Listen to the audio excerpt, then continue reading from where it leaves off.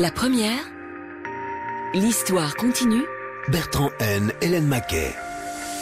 D'un côté, la République populaire de Chine.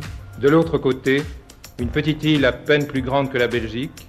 C'est la République de Chine, la Chine de Chiang Kai-shek. Depuis 22 ans, grâce à l'aide américaine, Taïwan entretient une armée de plus de 500 000 hommes. Si une attaque sans précédent venait à se produire, les Américains défendraient Taïwan. Ces mots sont ceux du président américain Joe Biden en septembre 2022, quand on lui demandait ce que ferait son pays en cas d'invasion de Taïwan par la Chine. Ce soutien militaire à Taïwan, souvent réaffirmé par les Américains au fil de l'histoire, a été accueilli très froidement par le régime communiste chinois du président Xi Jinping. On entend souvent dire que l'île de Taïwan cristallise tous les éléments qui pourraient mener à une troisième guerre mondiale, un conflit armé qui mettrait face à face le géant américain et le géant chinois. Alors, est-ce vrai ou est-ce exagéré? Pourquoi l'île de Taïwan présente-t-elle un tel enjeu géostratégique? Pour tenter de le comprendre, nous vous emmenons de la mer de Chine au travée de l'Assemblée générale des Nations unies dans cet épisode. La première, l'histoire continue. Bonjour à toutes et tous, bienvenue dans ce nouvel épisode de l'Histoire continue. Taïwan intronise son nouveau président ce 20 mai 2024, Lai Ching-te, un homme que la Chine de Pékin qualifie de dangereux séparatiste. Depuis des mois, des avions de chasse, des drones, des navires chinois patrouillent le long des côtes taïwanaises de manière de plus en plus insistante et intrusive. La pression militaire de la Chine sur Taïwan grimpe régulièrement. Pour comprendre pourquoi, il faut garder une chose en tête. Depuis 1949, la Chine estime que Taïwan est une de ses provinces. Mais dans les faits, Taïwan est une entité politique indépendante qui a ses propres institutions. La Chine n'y exerce aucun pouvoir politique, mais souhaite donc y rétablir sa souveraineté. Pour expliquer cette drôle de situation, cette sorte de casse-tête géopolitique, il faut raconter toute l'histoire, notamment comment, aux yeux de la communauté internationale, Taïwan a longtemps été la Chine, jusqu'à un vote à l'ONU qui a remplacé Taïwan par la République populaire de Chine. C'est ce que nous allons faire. Aujourd'hui, nous allons aussi tenter de comprendre quels sont les enjeux contemporains, et on sait qu'ils sont énormes. Avec nous, pour cela, Michel Liégeois, bonjour. Bonjour. Vous êtes professeur de relations internationales à l'UC Louvain. Taïwan, aujourd'hui, au niveau mondial, c'est un vrai foyer d'inquiétude ? Ça ne m'empêche pas de dormir, mais c'est clair que c'est un sujet de tension très important, spécialement dans la relation bilatérale entre la Chine et les États-Unis. C'est de tout ça qu'on va parler. Évidemment, on se replonge dans nos archives, direction New York et l'Assemblée générale des Nations unies.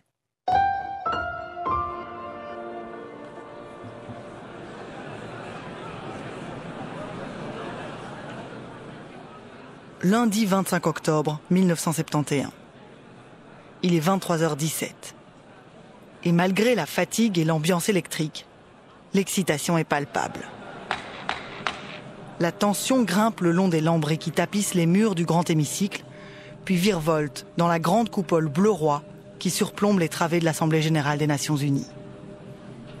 Il est rare, dans ces grandes institutions internationales, que l'incertitude soit telle au moment d'écrire l'histoire.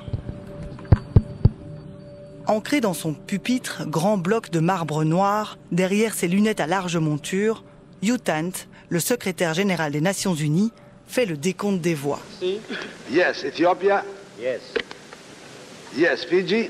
Abstention. Abstention. Poland. Yes. Yes, Portugal. Yes. USSR. Rien n'est encore écrit. Depuis plusieurs heures, l'Assemblée générale des Nations unies est secouée par une proposition de résolution. Le texte a été déposé par un diplomate inconnu, un discret Albanais, polyglotte et policé, Reis Malile. C'est un communiste. Il a mis à l'agenda un texte qui pourrait bien venir bousculer l'ordre mondial. Un projet de résolution que le ministre des Affaires étrangères belge, Pierre Harmel, ne voit pas d'un très bon œil. Une résolution albanaise qui inscrit ou insère la Chine de Pékin dans l'Assemblée générale et dans le Conseil de sécurité, mais qui, en même temps, et par le même texte, veut exclure la Chine de Formose. La Chine de Pékin voudrait remplacer la Chine de Formose au Conseil de sécurité des Nations unies. Ces termes-là, aujourd'hui, ne veulent plus dire grand-chose. Pour comprendre ce que sont la Chine de Formose et la Chine de Pékin, il faut raconter le XXe siècle chinois.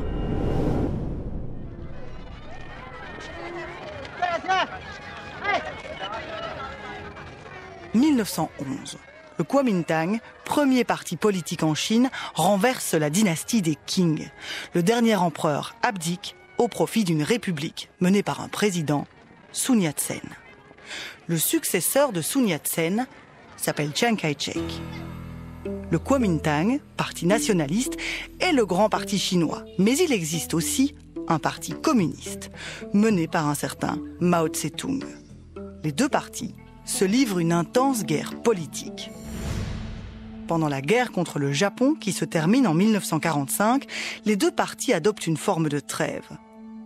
Mais dès la fin du conflit, les communistes ont bien l'intention de prendre le pouvoir. Le conflit entre les deux partis se mue en guerre civile. Ce sont les communistes qui finissent par l'emporter. Le 1er octobre 1949, sur la place Tiananmen de Pékin, au pied de la cité interdite, Mao Tse-tung proclame la République populaire de Chine. Chiang Kai-shek et ce qu'il reste de son armée se replient au sud, traversent le détroit de Taïwan et s'installent sur l'île de Formose. Mao Tse-tung a beau avoir proclamé la République populaire de Chine, Chiang Kai-shek estime toujours être le président de tous les Chinois. D'un côté, la République populaire de Chine, 9 millions de kilomètres carrés et 800 millions d'habitants, c'est la Chine de Mao. De l'autre côté, sous le flanc de ce mastodonte, une petite île à peine plus grande que la Belgique, 14 millions d'habitants, c'est la République de Chine, la Chine de Chiang Kai-shek. Des Portugais l'ont appelée un jour Ilha Formosa, la belle île. Voilà pourquoi nous l'appelons Formose, mais les Chinois l'appellent Taïwan. La capitale provisoire en est Taipei. Y a-t-il deux Chines comme il y aura bientôt deux Allemagnes? En principe, non. La Chine communiste n'a pas cessé d'affirmer que Taïwan fait partie intégrante de son territoire. D'autre part, Chiang Kai-shek parle toujours de reconquête du continent. Il refuse obstinément d'accorder à Taïwan quelque statut d'indépendance que ce soit. Pour lui, Taïwan est une province d'une république de Chine future dont la capitale sera Nankin. Il y a donc deux Chines qui coexistent. La République populaire de Chine de Mao Tse-tung a été reconnue par une série d'États communistes dès 1949, l'URSS, la Hongrie, la Corée du Nord, la Pologne, et puis l'année suivante, l'Angleterre et les Pays-Bas ont suivi le pas. La République de Chine, elle, repliée sur l'île de Taïwan, est présidée par Chiang Kai-shek. Cet homme qui a connu les plus grandes victoires et les plus cuisantes défaites. Étrange destin que celui de Chiang Kai-shek, qui à 20 ans coupa sa natte, symbole de soumission à l'impératrice, et qui, à 84 ans, rêve de renverser le grand empire communiste qu'il aurait pu édifier lui-même.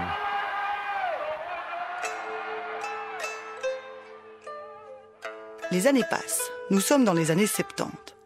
Et la guerre froide a divisé le monde en deux. Face à la République populaire de Chine communiste, les États-Unis ont choisi de soutenir Taïwan et son armée. Depuis 22 ans, grâce à l'aide américaine, Taïwan entretient une armée de plus de 500 000 hommes. Peu importe que ce nombre paraisse faible en comparaison des quelques 3 millions d'hommes de l'armée populaire chinoise. Peu importe que le budget de la défense représente 10% du produit national brut du pays. Les Américains sont là pour l'entraîner, pour l'équiper. Équipée, entraînée, elle l'est de manière remarquable. Missiles, sous-marins, chasseurs-bombardiers, marines, rien ne manque à cette armée, une des plus fortes armées non communistes d'Asie. L'armée taïwanaise est équipée et entraînée, soutenue par sa population. Taïwan affiche également une santé économique incomparable au reste de la Chine. La position de Taïwan parmi les nations asiatiques est certainement très forte. Sur le plan économique, la réussite est évidente. Taux de croissance annuel de 10%, ce qui est remarquable. Volume du commerce extérieur sensiblement égal à celui de la Chine communiste, alors que le pays est 250 fois plus petit. Et enfin, stabilité politique incontestable, ce qui encourage les investissements américains et japonais. Voilà donc la situation au début des années 70. Les deux Chines vivent des réalités différentes. Le vieux général Chiang Kai-shek pense encore pouvoir inverser le cours de l'histoire, reconquérir la Chine continentale. Il a installé des haut-parleurs sur l'île de Quemoy, juste en face des côtes chinoises, à travers lesquels il diffuse une propagande qui ne porte pas bien loin sur le territoire de la Chine communiste.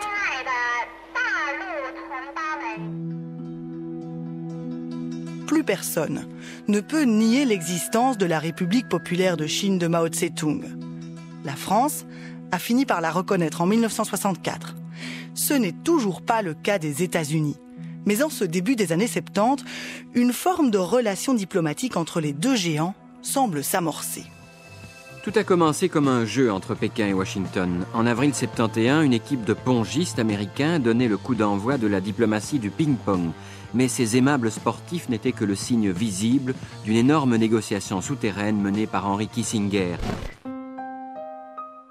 Henry Kissinger, haut conseiller du président Richard Nixon, le duo américain anticommuniste par excellence, amorce une détente souterraine en envoyant une équipe de pongistes américains à Pékin. Plus personne ne peut donc feindre d'ignorer la Chine de Mao. Or, la République populaire de Chine n'est pas tout à fait placée sur la carte des relations diplomatiques internationales. La Chine est un pays vaste et peuplé, raison pour laquelle elle possède un siège de membre permanent au Conseil de sécurité des Nations Unies, aux côtés des États-Unis, de l'URSS, de la France et du Royaume-Uni. Mao Tse-tung et le Parti communiste chinois administrent une très très large majorité du territoire et de la population chinoise. Pourtant, c'est la République de Chine, dirigée par Taïwan et soutenue par les États-Unis, qui occupe le fameux siège de membre permanent du Conseil de sécurité des Nations Unies. Il y a là quand même une incohérence que de plus en plus d'États veulent corriger. La première, L'histoire continue. Alors on a retracé tout le contexte qui mène à ce fameux vote à l'Assemblée générale des Nations Unies en 1971. Michel Liégeois, je rappelle que vous êtes professeur de relations internationales à l'UC Louvain. En 1971, on l'a dit, la Chine, c'est un pays qui est vaste, qui est peuplé. Est-ce que pour autant, c'est une puissance mondiale ? Pas encore, c'est une puissance en devenir. Ça n'a rien à voir avec la Chine que nous connaissons aujourd'hui, qui inonde le monde, qui est une sorte d'usine de la mondialisation.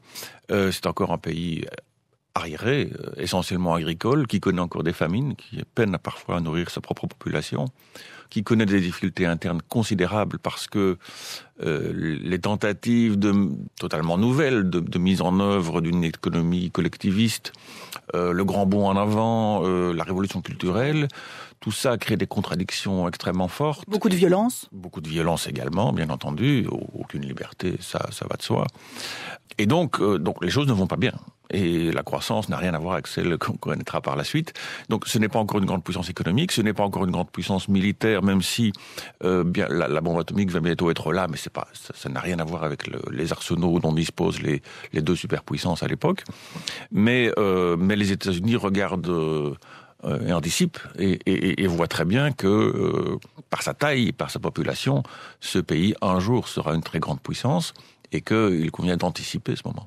On en est donc là avec une puissance en devenir de la Chine en 1971 et on se replonge maintenant dans la deuxième partie de notre récit.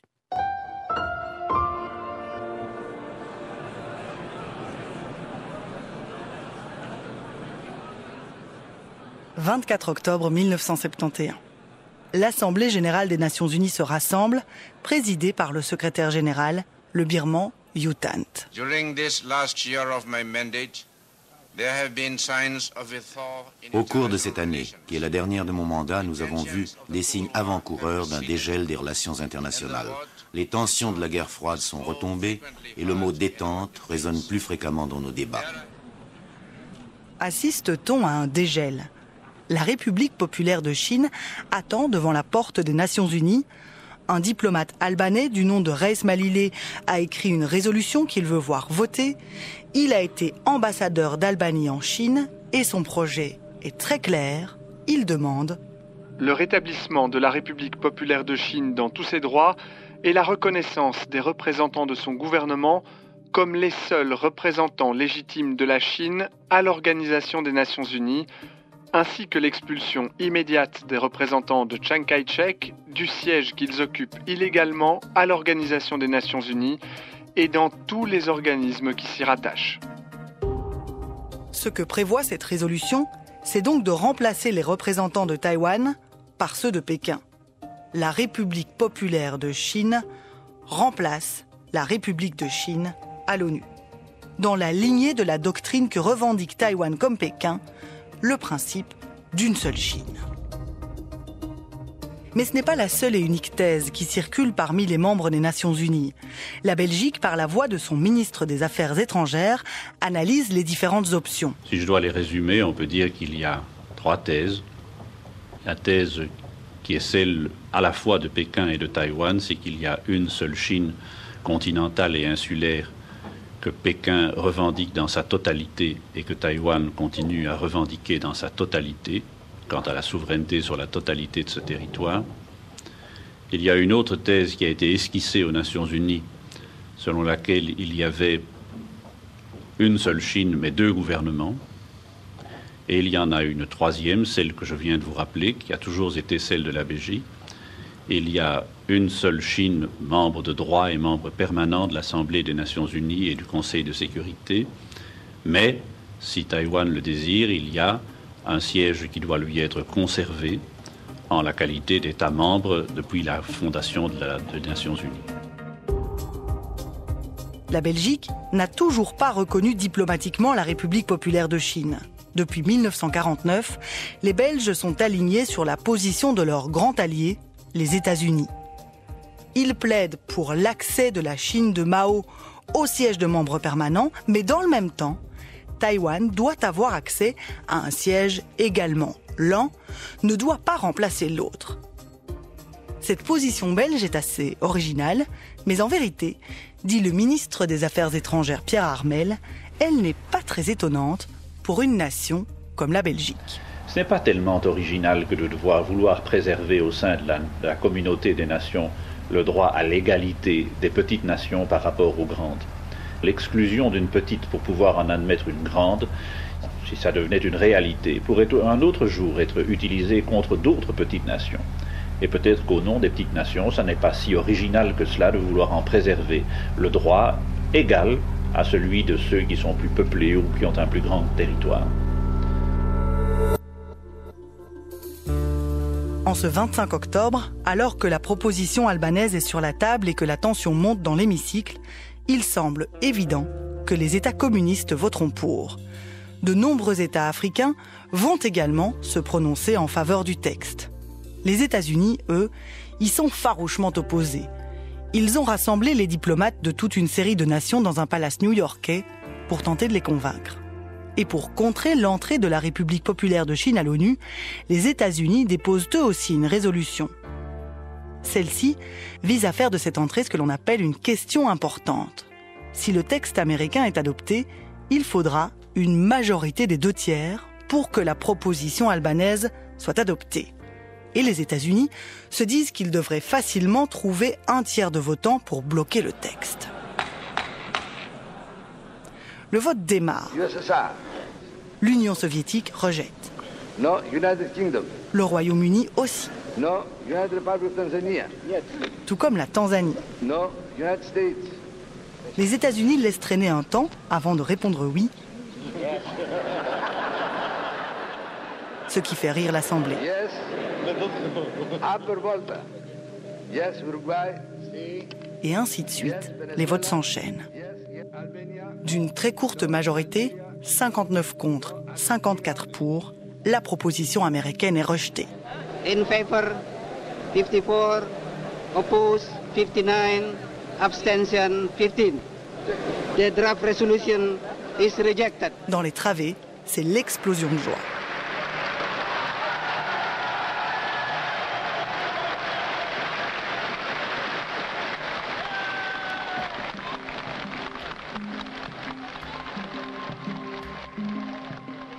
Au premier rang, immobile, Le représentant américain auprès des Nations Unies s'appelle George Bush. Il sent bien que le vent est en train de tourner. Alors il tente un dernier coup.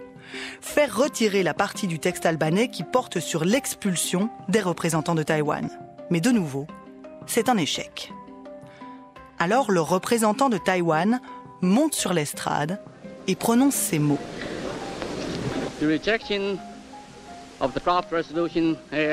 Le rejet de la proposition de résolution AR 632 est une violation flagrante de la Charte des États membres. Au vu de la frénésie et de l'irrationalité qui domine ces débats, la délégation de la République de Chine a à présent décidé de ne plus participer à aucune procédure future de cette Assemblée générale.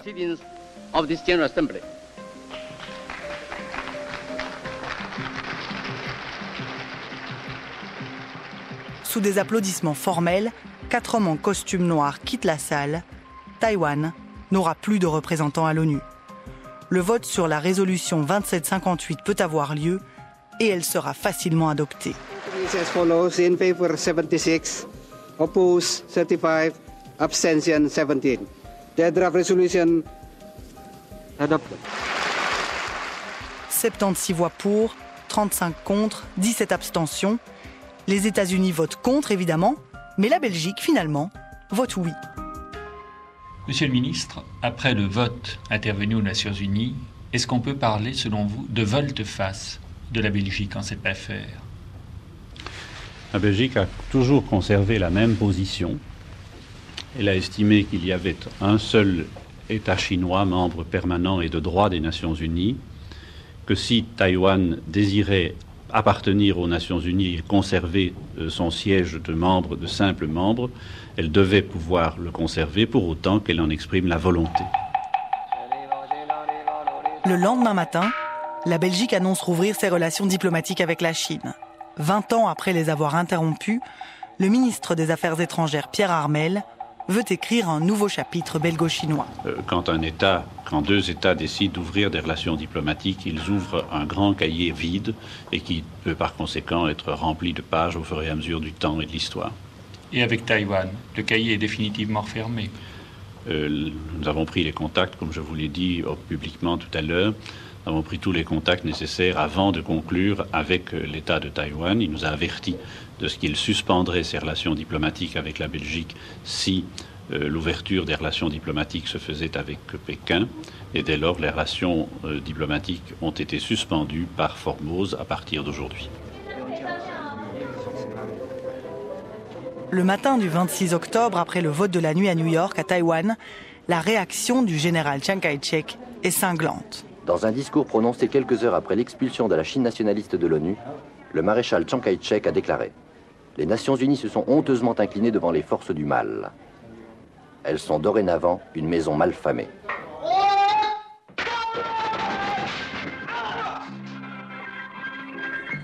L'ONU malfamée. Taïwan est en colère. Mais que peut encore cette Chine insulaire sur le plan international? Dans les mois qui suivent, Washington entame les grandes manœuvres du rapprochement avec Pékin. Résultat de ce ballet diplomatique, le coup de théâtre de février 72. Richard Nixon, président des États-Unis, anticommuniste farouche, cautionnait de manière spectaculaire la Chine du président Mao. Pour la première fois depuis 1949, les États-Unis reconnaissaient que la Chine était une et que Taïwan, autrement dit la Chine nationaliste, faisait partie de la Chine communiste. Nixon promettait aussi de réduire progressivement la présence des troupes américaines stationnées à Taïwan. Mais l'accord n'allait pas jusqu'à une rupture des relations diplomatiques entre les États-Unis et la Chine nationaliste. Ce revirement spectaculaire était loin d'être un acte gratuit. Un homme d'affaires avisé, comme le président Nixon, ne pouvait pas ne pas se rendre compte qu'un marché de 800 millions de Chinois, même communistes, était à la longue plus rentable qu'un marché de 16 millions de Chinois, même capitalistes.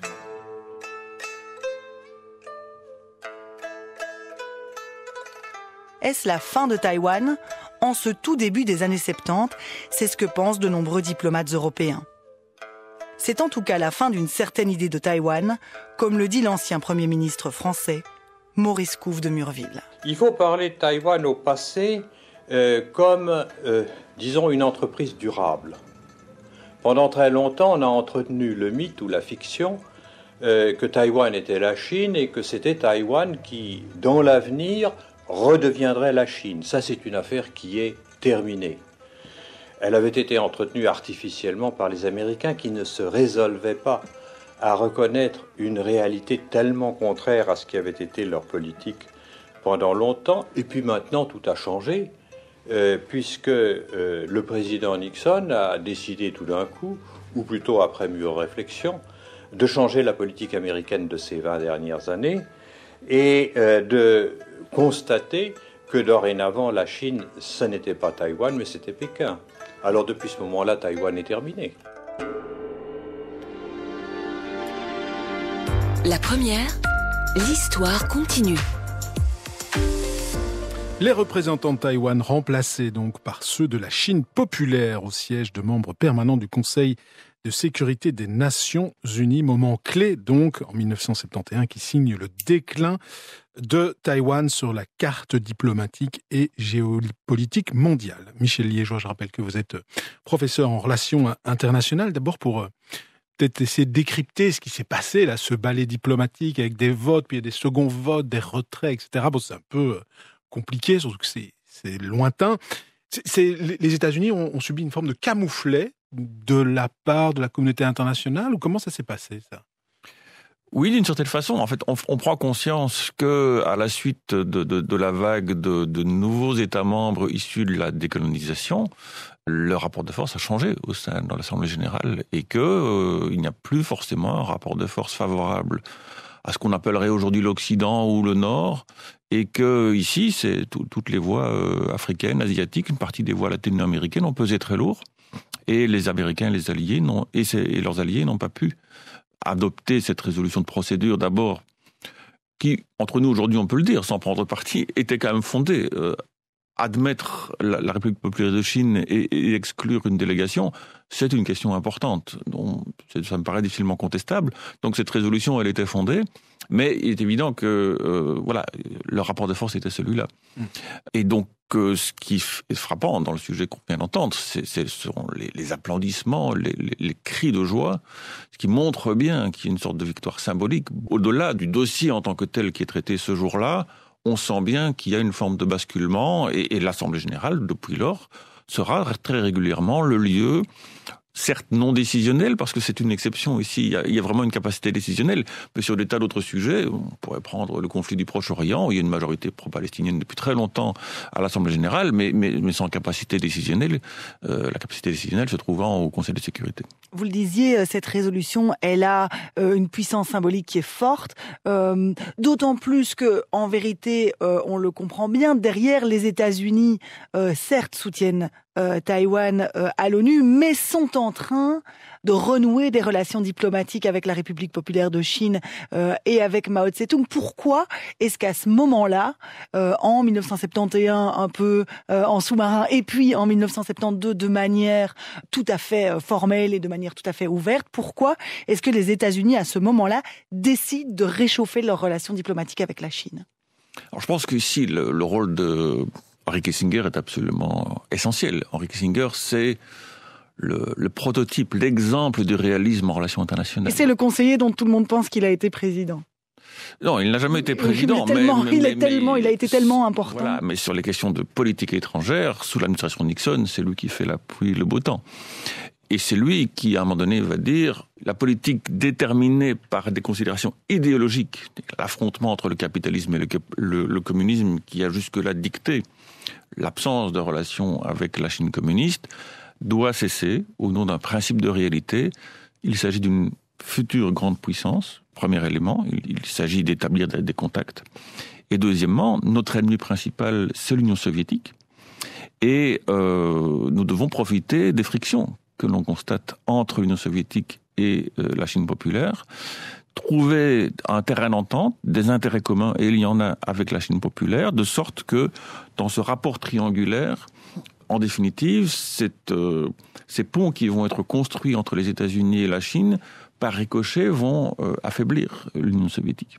Oui, on entend à la fin du récit le Premier ministre français Maurice Couve de Murville dire « Taïwan, c'est terminé ». Bon, c'est pas terminé, on le voit aujourd'hui. Bon, Chiang Kai-shek était encore au pouvoir à l'époque, l'île de Taïwan va évoluer, mais quel va être son statut après cette éviction, cette expulsion quasiment de l'ONU? Qui va reconnaître Taïwan? Est-ce qu'elle va vraiment être abandonnée, Michel Liégeois? Alors, elle va bénéficier du soutien économique et de la garantie militaire américaine. Sinon, Taïwan serait déjà plus là depuis très longtemps une province de la Chine, bien entendu. Donc c'est grâce à cet accord de défense avec les États-Unis que Taïwan peut assurer son indépendance vis-à-vis des velléités de la Chine de recouvrer la totalité de la souveraineté sur ce qu'elle estime être et d'avoir des Chine. institutions politiques qui lui sont propres. La situation, c'est ça aujourd'hui. Voilà. Et donc c'est un paradoxe, c'est-à-dire que ce territoire a tous les attributs d'un État, c'est-à-dire qu'il y a un territoire, il y a une population, il y a une armée. Il y a un gouvernement, il y a une armée, donc, mais il n'est reconnu que par relativement peu d'États, parce que la Chine a pour politique de ne pas accepter qu'il y ait une double reconnaissance. Et donc, dès qu'un État fait des pas, même modestes, dans la direction d'une coopération un peu institutionnalisée avec Taïwan, tout de suite, la réaction de Pékin est extrêmement ferme. Donc, c'est toujours un jeu extrêmement difficile pour un pays de maintenir quand même des relations avec un pays, avec Taïwan, qui est quand même une économie extrêmement florissante. C'est partie des dragons asiatiques, au même titre que le Japon, la Corée du Sud. Et Taïwan est une très grande réussite, à la fois économique, et c'est un pays qui s'est aussi transformé en une démocratie moderne, stable, assez exemplaire, en vérité. Ça veut dire qu'aujourd'hui, c'est possible d'avoir des relations commerciales avec Taïwan, mais pas diplomatiques? Disons que ça nécessite des contorsions. Mais les Taïwanais sont un peu habitués et ce sont aussi réalistes. Donc, ils voudraient qu'on les reconnaisse, mais ils savent que le prix à payer est beaucoup trop important. La plupart des pays ne veulent pas payer trop cher auprès de Pékin, un rapprochement trop explicite et trop institutionnalisé avec Taïwan. Et donc, tout se fait un peu de façon informelle. Et voilà, il y a toute une ingénierie de la relation avec Taïwan que les États ont appris à construire avec le temps. Alors, quand on parle de Taïwan, on évoque souvent le fait que la situation, elle cristallise tous les ingrédients qui pourraient mener à une troisième guerre mondiale. C'est intéressant d'aller réécouter ce que disait en 1971 le ministre belge des Affaires étrangères, Pierre Harmel, qui disait ceci. Si un jour des actions militaires étaient entreprises sur cette province, vous imaginez assez bien ce qui pourrait advenir. Cet État qui se considérerait toujours comme tel, mais qui ne le serait plus aux yeux des Nations Unies, se demanderait peut-être le secours d'autres nations. Qu'adviendrait-il à ce moment-là? Ces autres nations l'aideraient-elles ou ne l'aideraient-ils pas? Je ne désire pas entrer dans trop de détails sur ce sujet, mais vous imaginez que ce serait une confusion et je répète, une sorte de honte internationale.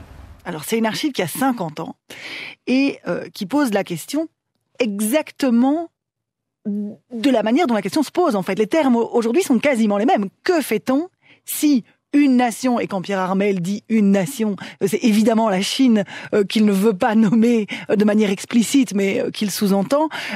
Qu'est-ce qu'il se passe si la Chine envahit militairement Taïwan? Aujourd'hui, c'est ça l'enjeu. Tout à fait, et tout l'enjeu, c'est en fait de dissuader la Chine. Et on peut faire un parallèle historique avec, pendant la période de la guerre froide, c'est la situation de la ville de Berlin, qui était enclavée en République démocratique allemande, et donc une proie facile sur le plan strictement militaire. Il suffisait de quelques heures à l'Union soviétique et à ses alliés pour se rendre maître de Berlin.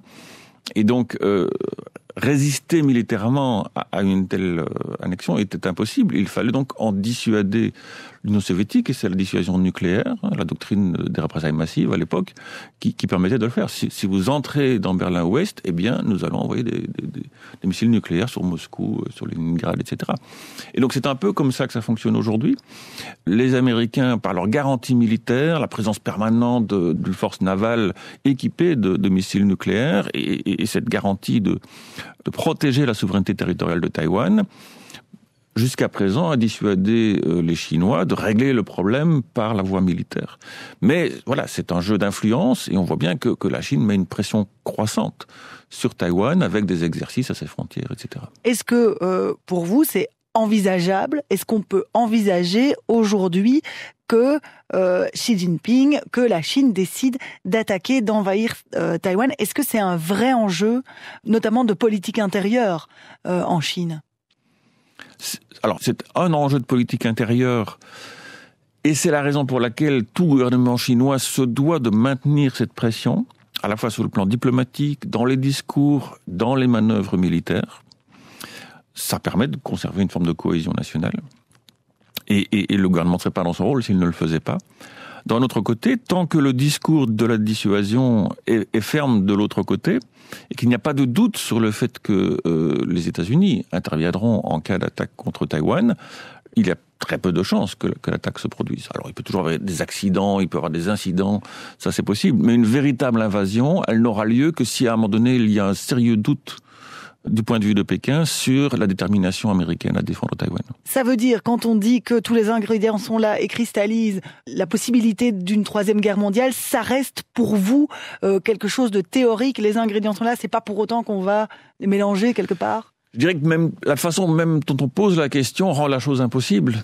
Qui peut souhaiter une troisième guerre mondiale entre des puissances nucléaires? Ça n'a aucun sens. Ça amène à une apocalypse dont personne ne sort vainqueur. Tant qu'on pose la question en ces termes-là, il n'y aura pas d'attaque de Taïwan. Le jour où les Chinois s'imaginent qu'ils peuvent récupérer Taïwan sans déclencher de troisième guerre mondiale, alors le risque deviendra réel.